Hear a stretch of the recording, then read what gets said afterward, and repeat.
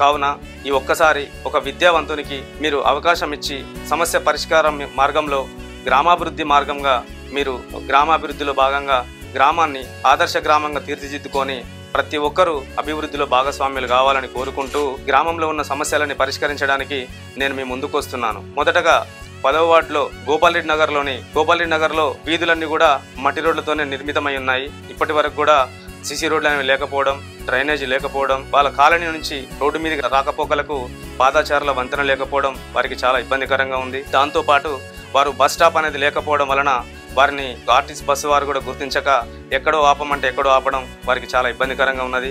కావున 10వ వార్డులోని గోపాల్ రెడ్డి నగర్లో వారందరికీ కూడా వారి కాలనీలో ఉన్న రోడ్లన్నీ కూడా సీసీ రోడ్లు నిర్మితం చేసి ఇవి సోలార్తో కూడిన విద్యుత్ దీపాలను ఏర్పాటు చేస్తాను.